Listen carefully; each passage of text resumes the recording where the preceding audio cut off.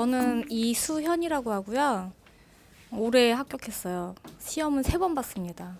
연달아 3번을 봤고 그 신체손해상정사로 바뀐 첫 해부터 3번을 봤는데 그 3번을 보면서 붙은 사람과 떨어진 사람들을 여실하게 저는 다 이 현강을 들었거든요. 그래서 공부하는 스타일과 모여서 뭐 하는지 뭐 이런 거를 좀 내 경험을 많이 옆에서 보고 하면서 마지막에 시험 볼 때는 무슨 생각을 했냐면 되게 쓸데없는 짓을 많이 하는 사람이 대부분이구나라는 거를 굉장히 많이 깨달으면서 공부를 했어요. 마지막 공부 때는. 그래서 여기 그 앞에 각 교수님들도 말씀하셨지만 근데 좀 먼저 양해를 구할 게 시간이 많이 오버가 됐잖아요.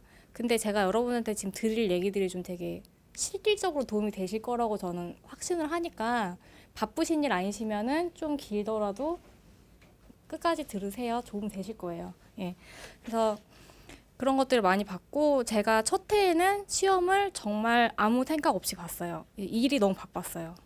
일이 너무 많았고 이제 그 현업에 있었고 그 머니가 너무너무 중요해가지고 그냥 어떻게 되겠지라는 생각하고 했는데 그때 첫 해 시험은 좀 쉬웠잖아요. 쉬웠는데도 아쉽게 떨어졌어요. 점수 자동차 때문에 떨어졌어요. 근데 저는 근데 떨어진 게 억울하지 않았어요. 왜냐면 저 모르고 시험 봤거든요. 점수 차이가 문제가 아니라 그냥 제가 잘 몰랐기 때문에 떨어진 거에 대해서 이렇게 분하지 않았는데 두 번째 떨어졌을 때는 너무너무 화가 났어요. 왜냐면 근제가 70점이 넘었고 의학이 70점이 넘었고 그 산보험이 60점이었어요. 근데 자보 때문에 떨어졌어요. 또 자보도 또 뭐 2점이었나? 그것 때문에 또 떨어졌어요. 그래서 제가 이놈의 자보 이 왼수 같은 자보 막 이랬었는데 근데 제가 처음 시험 볼 때는 아무 생각이 없었는데 그 두 번째 시험 볼 때 왜 이렇게 고득점을 할 수 있었는가. 그러니까 평균은 합격자들보다 훨씬 더 높은 거죠. 완전히. 제가 이제 근제 같은 경우는 1번, 2번 문제를 신들린 듯이 썼어요. 그리고 제가 모범 답안을 보고 소름이 돋았어요. 정말 그 거의 순서까지 다 똑같게 썼더라고요, 제가.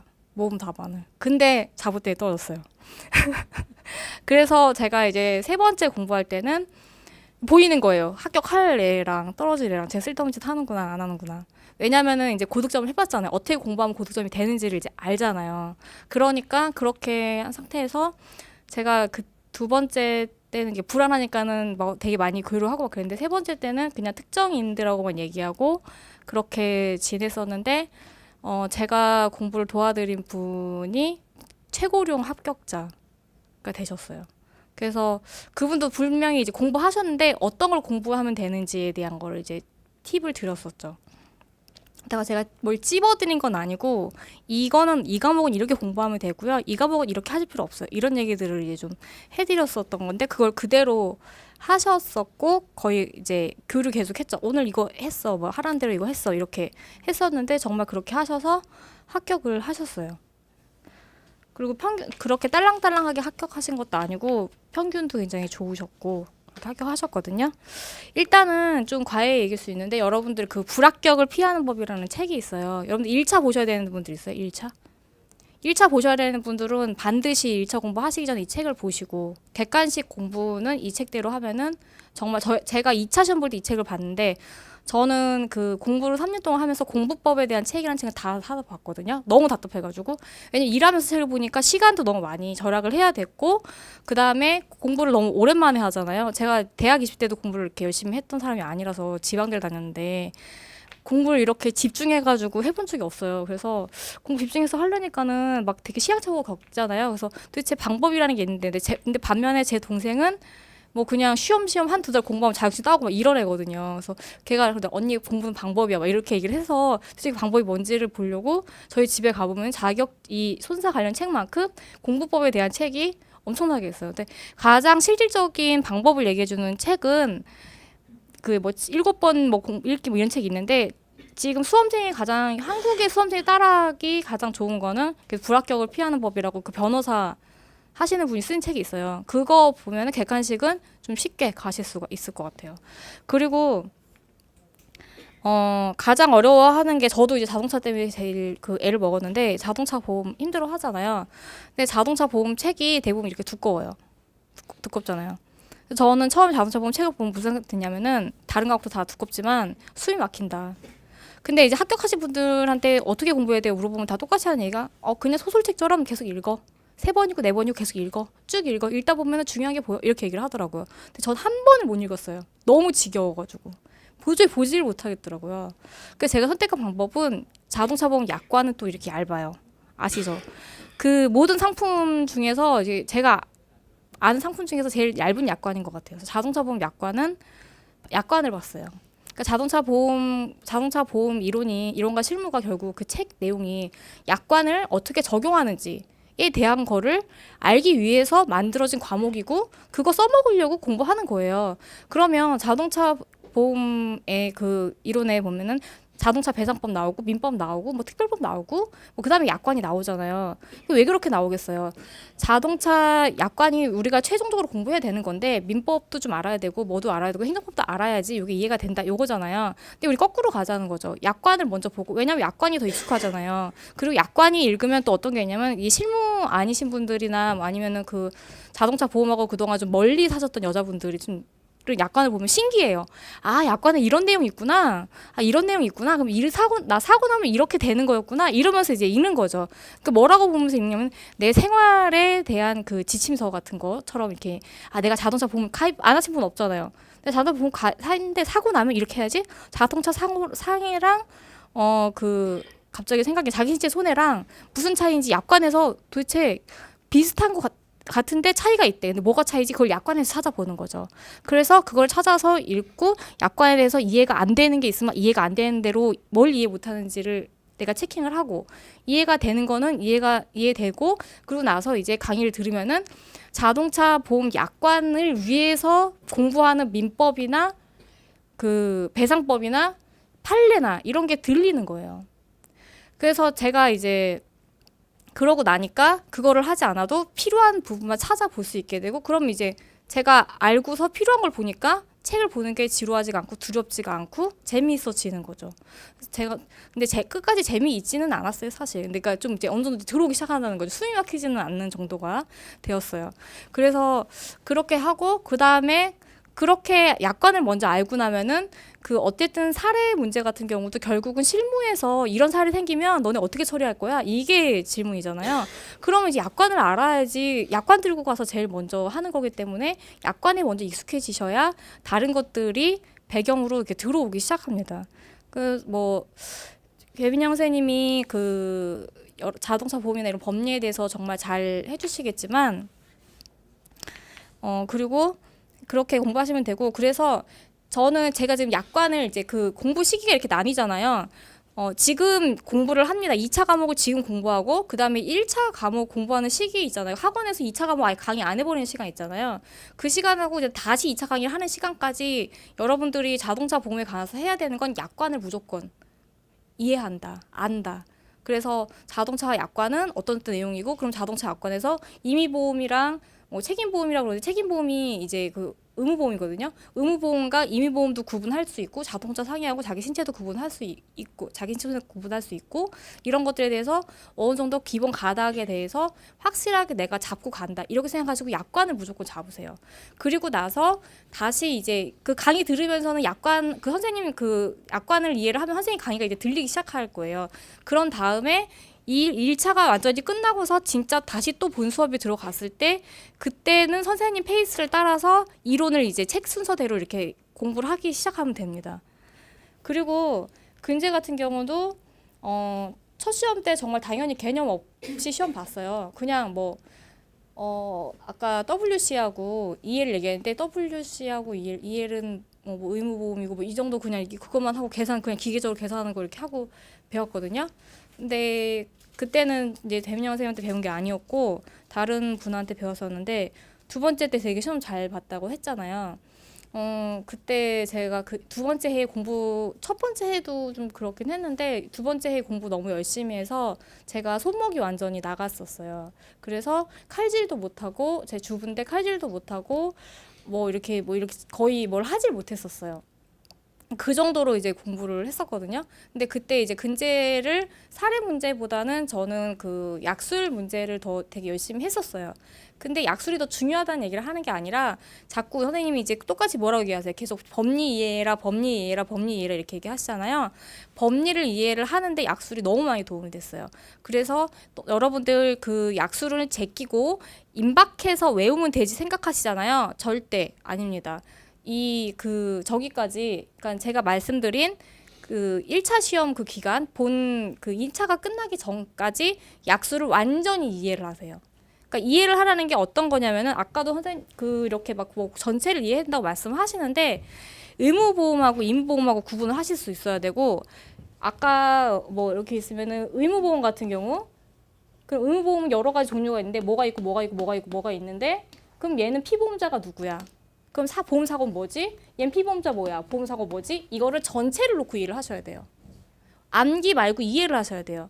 그러면 가서 식당에서 밥을 먹으면은 아 식당에 피보험자 식당 주인이 피보험자인 보험 뭐가 있지? 음식물 배상 책임 보험? 뭐 이렇게 나오는 거죠. 체육시설 가서 이제 내 헬스클래스 했으면 아 여기 체육시설 배상 가입했나? 이게 이렇게 나오실 수 있도록 돼야 되는 거예요. 근데 체육시설 배상 중요하대. 체육시설이란 이렇게 해서 여기서 이렇게 외웠어요. 그럼 그 다음 페이지 넘겨가지고 그 다음에 뭐 근제보험이란 이렇게 외웠어요. 그렇게 외우는 거는 여러분들한테 남지가 않아요. 그렇게 외울 거는 임박해서 외우면 되죠. 근데 지금 미리 지금 그런데 그 대부분들이 지금 요 시기를 잘 보내셔야 그때 왔을 때 내가 공부를 어떻게 하면 될지 알겠을 때쯤에는 시간이 너무 없어요. 그러니까 지금 하실 게 이렇게 숲을 보시는 연습을 하셔야 돼요. 그리고 배상과 보상 구분하실 줄 알아야 되고 배상과 보상 구분하는 기준 완전 간단한데 그거 구분 끝까지 못하시고 그냥 단지 암기해서 시험 보시는 분들 정말 많아요. 그래서 이거를 확실하게 하셔가지고 다 이게 숲을 보고 그래서 내가 암기를 하고 있어. 오늘 여기를 암기를 할 건데 여기부터 여기까지 10개를 암기를 할 건데 이 10개가 어디에 박혀 있는 건지를 내가 이해를 하고 암기를 해야 그래야 사례 때 법리가 보이고 책임이 보이고 그 분담이 보이는 거예요. 법리를 알아요. 책임을 있는지 없는지를 알아야지 분담이 될 거 아니에요. 그 다음에 이제 산보험 같은 경우 산보험을 사람들이 굉장히 쉽게 생각합니다. 왜냐하면 실무자들이 굉장히 많이 시험을 봐요. 그래서 실무자들 맨날 하는 거고 이제 저도 그 실무를 산보험을 굉장히 많이 하지만 그래서 좀 되게 익숙한 단어와 익숙한 개념과 뭐 그런 것들이 굉장히 많아요. 그런데 실질적으로 점수가 진짜 잘 내기가 어려운 게 또 산보험이에요. 산보험 고득점 했다는 분들은 그렇게 많지 않아요. 정말 산보험만 계속 그 하시는 그 담당 업무여가지고 하시는 분들 아닌 분들은 외국에는 산보험 고득점 내기가 또 굉장히 어려워요. 왜 그러냐면은 헷갈린 게 많아요. 그러니까 다른 것들은 어느 정도 이렇게 하면 점수를 받을 수도 있고 막 그런데 산보험은 틀리면 확 틀리는 거예요. 아예 개념 명확하지가 않으면. 그래서 그때 임박해가지고 막 암기를 하셔야 되는 게 엄청나게 많은데 지금 암기해 놓으면 또 기억이 나냐? 또 다 헷갈려요. 왜냐면 기준이 계속 바뀌고 막 그런 것들이 산재돼가지고 그리고 한 과목을 하는 게 아니잖아요. 그래서 저는 이제 당연히 산보험은 약관을 아셔야 돼, 표준 약관 이해하셔야 되는 건 기본이고 주계약하고 특약 구분하실 줄 아셨으면 좋겠고 그리고 지금 1차 시험 끝나는 기간 전 정도까지 본 강의 들어갈 때까지 무조건 하셔야 되는 건 후유장애를 완벽하게 외우세요. 후유장애 무조건 완벽하게. 그걸 외워놓고 나서 나머지를 공부하는 거는 시간이 엄청나게 세이브가 됩니다. 보셨지만 아까 윤구목 간사님이 그 얘기 하시잖아요. 후유장애 계속 나왔었다고. 후유장애가 2, 30점은 무조건 배점을 차지하고 있어요. 그러면 1차 때까지 무조건 후유장애를 외워놓으면은 2, 30점은 무조건 확보를 하시고서 그 다음 다른 거를 하시니까 얼마나 여유로워요. 그때 가서 선생님이 중요하다 안 중요하다 이렇게 하는 거 그때 그 페이스대로 따라가기만 하면 되는데 내가 기본이 너무 안 되면 페이스 따라가는 게 너무 선생님 소화를 못하죠. 다른 걸 소화할 수 있는 시간을 충분하게 확보하시려면은 1차 시험 끝나는 시기 전까지 후유장애를 완벽하게 외우고 후유장애 그 별도 조항 있잖아요. 그거 외우세요. 그거 외우시고 그렇게 하시면 나머지 사항들을 하실 때 수월하게 가실 수가 있어요. 그리고 의학 이론은 예습 복습하지 마세요. 의학 이론은 예습 복습하지 마세요. 수업을 들으세요. 그 대신 수업을 들으시고 수업 들으시면서 이거를 기억하겠다고 생각하시지 마시고 드라마를 쓰세요, 머리로. 그러면 이제 내가 미워하는 사람이 있잖아요. 요즘에는 누구 많이 미워하잖아요. 예? 이분 되게 많이 미워하시는데 그럼 이 사람을 정해놓고 얘가 심장병이 걸릴 거야. 그럼 계속 이제 선생님이 심장이 아프면 어떻게 되고 그 다음에 뭐 뇌가 이상이 오고 뭐 이렇게 이제 뭐 설명을 하실 거 아니에요? 그러면 이 주인공을 두고 상상을 하시는 거예요. 계속해서 드라마를 쓰세요. 그렇게 하면서 공부를 이중으로 뭐를 하시냐면 반드시 삼보험 약관 공부하실 때 인체 이거 뼈 그림 있죠? 이거 신체 나온 거. 그거를 반드시 끼고서 그림을 보시면서 공부를 하세요. 그러면서 여기 뼈 이름이 익숙해져야 돼요. 그러면 여기서 또 최소한 10에서 20점은 무조건 갖고 들어간다고 생각하시면 돼요. 후유장애 진단금이 결국은 신체를 계속 얘기하는 거잖아요. 그 신체에 어느 뼈 이름만 익숙해지면 그 다음에 의학 이론을 들을 때 귀가 뚫려요. 그림이 그려져요. 근데 뭐가 어디가 경골이 그러니까 예를 들어 문제에 경골을 뭐 골절이 됐다. 경골 내 어디가 골절이 됐는데 뭐 이런 얘기들 나오잖아요. 그러면 뼈는 뼈인데 어디 있는지를 모르면은 어떻게 되겠어요? 부목을 해야 되는 건지 아니면은 뭐 여기 들것에다가 실어가야 되는 환자인 건지 이런 것들이 구분이 전혀 안 되죠. 그러니까 삼보험 이론을 공부할 때 이거를 아예 익숙하게 하시고 그리고 의학 이론은 따로 공부하지 마세요. 그렇게 하시고 충분히 이해만 하세요. 이해하시고 왜냐면 의학 이론 어차피 임박해서 외우는 게 짱이거든요. 그리고 임박해서 외우시는 방법은 그래서 그 기본 강의를 들으시면서 이해를 계속 하시고 그렇게 하시고 용어 익숙해지고 계속 그림으로 시뮬레이션 하는 습관을 들이시고 그렇게 하면 나도 모르게 거기 안에 그게 있어요. 그러면 그렇게 되려면 몇 명이 죽어 나가야겠죠. 이제 내 상상 속에서는 그렇게 되는데 그 다음에 임박해가지고는 어떻게 공부하시냐면 모의고사 여러분들 그 각종 모의고사가 이제 시험이 임박하면은 동료와 지인들로부터 굉장히 많은 자료가 들어올 겁니다. 그리고 뭐 총정리한 거 이미 뭐 되게 갖고 계시는 분들 있으실 거예요. 그 중에서 자기만의 자기가 외울 거 하나를 정하세요. 하나를 정하셔가지고 스터디 같은 거 하시면 반드시 아나운서를 모집하세요. 아나운서. 그러니까 제 말하는 아나운서가 뭐냐? 목소리가 좋고 발음이 좋고 저는 개인적으로 제가 아나운서였습니다. 근데 목소리가 좋고 발음이 좋은 사람이 있어요. 근데 남자분들 중에서 걸걸하고 막 이런 분들 있잖아요. 그런 분들 말고 또랑또랑하고 발음이 똑똑 떨어지는 분들하고 이제 해서 나는 정리를 할게, 넌 아나운서를 해. 이렇게 해서 녹음을 하세요. 그러면 스마트폰에 녹음을 하시는 거예요. 그래서 파일을 주고받고 저는 그걸 혼자 다 했었거든요. 제가 그걸 혼자 했더니 근제랑 그 의학이랑 그렇게 점수가 이렇게 높게 나온 거예요. 그래서 그걸 녹음을 해가지고 들으세요. 듣는데 당연히 이게 길 오가고 전철 타고 하면서 듣는 거죠. 그렇게 들으면 당연히 강의 듣는 효과가 있겠죠. 근데 그걸 들었을 때 효과가 있으려면 이해가 되어 있어야 돼요.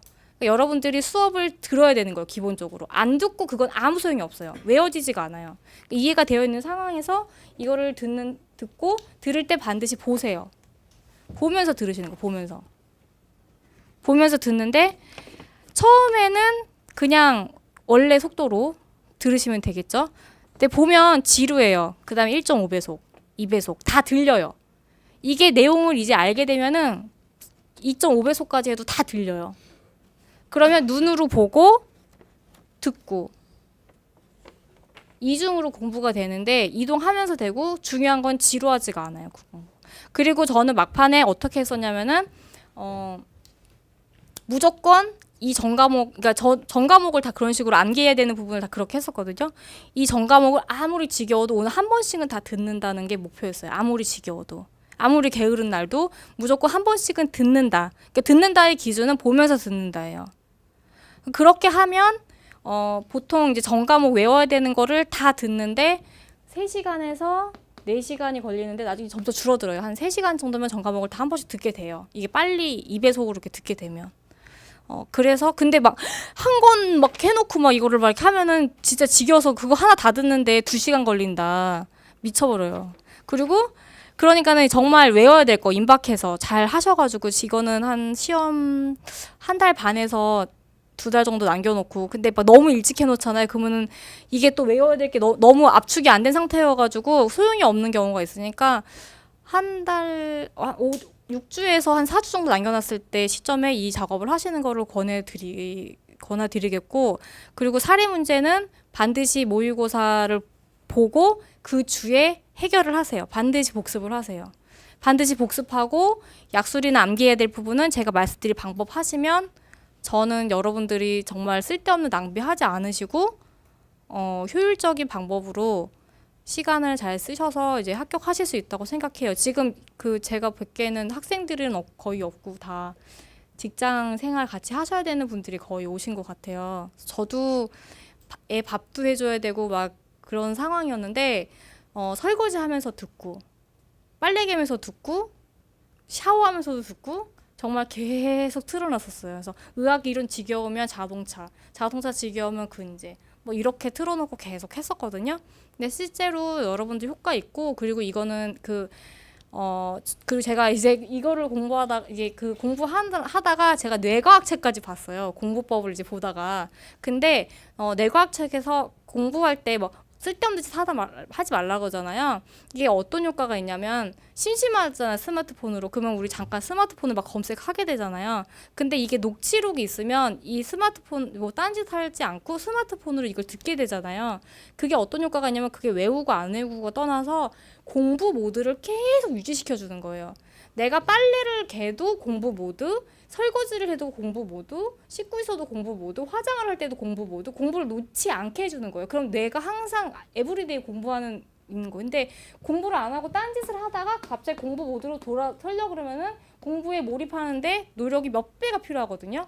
근데 평상시 생활에도 내 공부 모드를 계속 유지시켜주는 역할을 해요. 그래서 TV 보지 말라는 게 TV를 30분 보는 게 안 좋은 게 아니라 TV를 30분 보느라고 여태까지 공부해왔던 공부하기 위해서 활성화되었던 내 세포나 이 공부하기 위해 했던 기능이 갑자기 싹 다 죽어버려요. 다시 또 살려야 되는 기간이 필요해지는 거예요.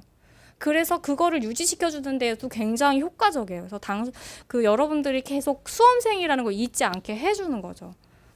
저도 이제 계속 일을 하면서 공부를 했었기 때문에 물론 이제 요번에는 정말 떨어지면 어깨를 떠날 거야 막 이러면서 좀 집중해서 막판에는 그렇게 하긴 했었는데 여러분들 그만큼 이 시험 진짜 필요해서 공부하시는 거잖아요. 제가 대학생들 금융보험학과 애가 한번 이제 같이 이렇게 학원 다니면서 봤던 애인데 떨어지길래 닌 새끼가 집에서 기다리는 것도 아니고 그럼 독서실에 하루 종일 있으면 되고 밥을 달라고 하지도 않고 뭐 와이프가 집에서 빨리 들어오라고 하지도 않을 텐데 왜 공부를 안 했냐 막 제가 그런 얘기 되게 많이 했었는데 이제 그 공부와 일을 병행을 한다는 쉽지 않은 길을 선택해서 하실 때는 그만큼 너무 필요해서 하시는 거잖아요.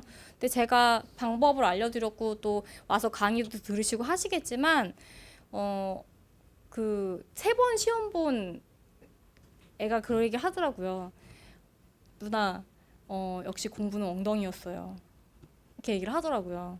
그래서 제가 방법 가르쳐드리고 와서 뭐 좋은 강사님들을 만나셔가지고 좋은 강의도 들으시고 책도 여러 개 사시고 자료도 굉장히 많이 받으시겠지만 결국 공부를 하는 건 여러분 자신이고 여러분 자신이 많은 금욕 생활을 견디면서 진짜 그 유튜브 하나 보고 싶은 시간에도 지겹지만 그 근제 녹취록을 들어야겠다는 의지를 가지고 적어도 한 3, 4개월은 그렇게 세상과 단절한 채로 사셔야지 올 수 있는 이제 결과물인데 여러분들 2학기 시작하신 거 진짜 독하게 하시고 저는 3년 했지만 여러분들은 그냥 짧게 끝내셨으면 좋겠어요. 제가 방법 알려드렸으니까. 네, 여러분들 그 시간 좀 오버됐는데도 끝까지 얘기 들어줘서 감사하고요. 여러분들 합격자 모임에서 뵙기 바라겠습니다. 감사합니다.